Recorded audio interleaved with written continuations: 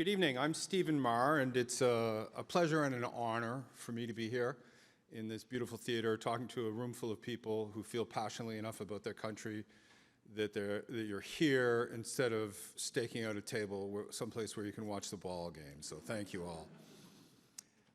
I'm delighted also to be in Toronto, enjoying your warm Upper Canadian hospitality. I'm typically resident in Mi'kma'ki, the homeland of the Mi'kmaq people, specifically the South Shore of Nova Scotia. And I was reflecting recently that I catch mackerel and drink rum simultaneously at times in the same waters where my people, my ancestors, have been drinking rum and catching mackerel since the 1750s, or earlier maybe. I've been thinking about that, about them, about my ancestors, about your ancestors, about Canadians' ancestors, ever since Donald Trump started calling Justin Trudeau governor and threatening to annex Canada. The idea of living under the stars and stripe is abhorrent to me, as it was, I think, to my ancestors who came in ships as refugees from New York City to Shelburne in 1783. So I think that it rattled me when he started threatening us. It rattled my idea of what might happen.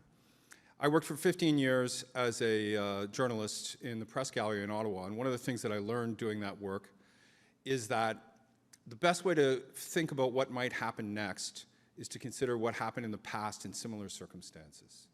So after Mr. Trump started making his threats, I did some historical research on the history of Canadian nationalism and the history of Canada.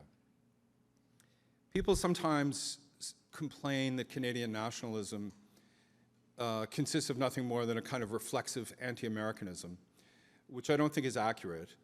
It's more a deeply rooted, carefully, well-grounded anti-Americanism or anti-American imperialism. If you look at the history, the whole point of Canada is creating a space for the three founding peoples, Indigenous, French Canadian, and Loyalists, can chart a future based on different values, less violent, more respectful of minority rights. That was self-consciously stated by the players at the beginning. The story really begins, I think, at the end of the 7 Years' War, which the Americans call the French and Indian War, and which in Quebec they call la guerre de la conquête, the War of the Conquest, because it ended with the conquest of Montreal, of Quebec City, and then of Montreal in the fall of New France. This was a catastrophe for French Canadians, for the people of New France, although I think my ancestors were likely delighted at the news. And it led to a period where the British were triumphant, but desirous of peace and stability. They wanted to stop spending money on musket battles in distant colonies. So King George III did two things to try to make a permanent peace. One was the Quebec Act, which guaranteed Quebecers the right to their language and religion. And the other was the Royal Proclamation of 1763, which recognized Indigenous title to Indigenous land and forbade the inhabitants of the 13 colonies from crossing the Appalachian Mountains to engage in wars of conquest against the Indigenous nations on the other side, in the Ohio River Valley, for instance, where George Washington owned 7,000 acres of land. The Americans tell themselves and us a story about the revolution that is about tea, tariffs, and taxation without representation.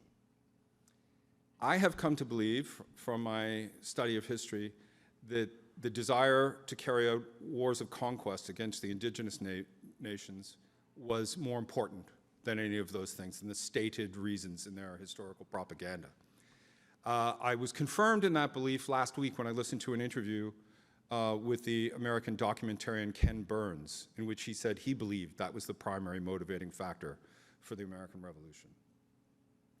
At the time of the Revolution, the Americans sent their most diplomatic character, Ben Franklin, to Montreal to try to sweet-talk the French Canadians into joining their project.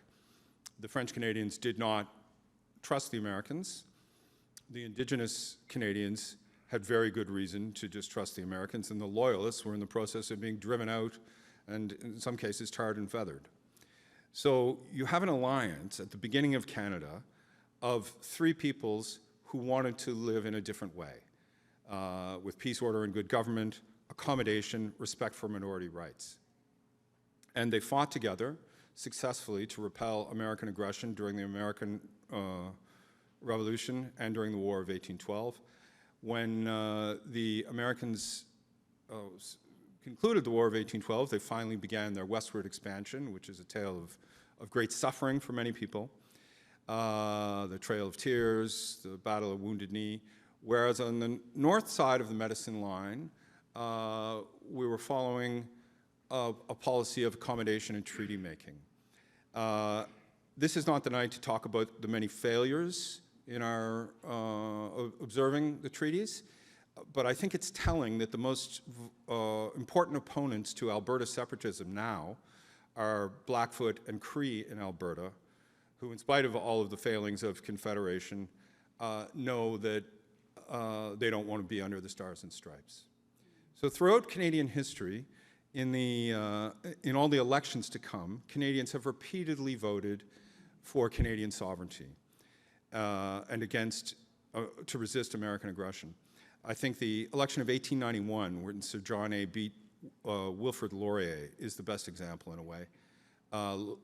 Macdonald was struggling with tariffs, and Laurier was proposing reciprocity, free trade with the Americans. At a raucous rally on King Street in Toronto, Macdonald produced proof in the form of stolen documents that showed Laurier's allies were conspiring with the Americans to allow for the annexation of Canada. Macdonald won a landslide. In every election since, including the election in 1988, the free trade election, a majority of Canadians voted for candidates opposed to, opposed to closer integration with the United States. The same thing was true in the election of 2025, when again Canadians voted for the candidate who seemed most likely to respect Canadian sovereignty.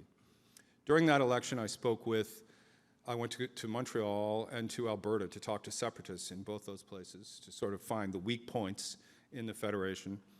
And I came to think about how they believed they were being true to their ancestors and their values by seeking to pursue their projects, which I can respect, but I hope they'll fail. And I think they will, because the people who are Canadian nationalists are so deeply rooted. I think of the Robertson Davies novel, What's Bred in the Bone, which comes from an English proverb, what's bred in the bone will come through in the flesh. And I think of the deep roots in the history of English Canadians, French Canadians, Indigenous people who desire sovereignty. And when I feel worried about the fact that we don't pay enough attention to our own history and so on, I'm given comfort by the fact that our feelings of connection to Canada are so deeply rooted. It's really in our bones. And because of that, I feel a sense of comfort and less fearful about American aggression. Thank you.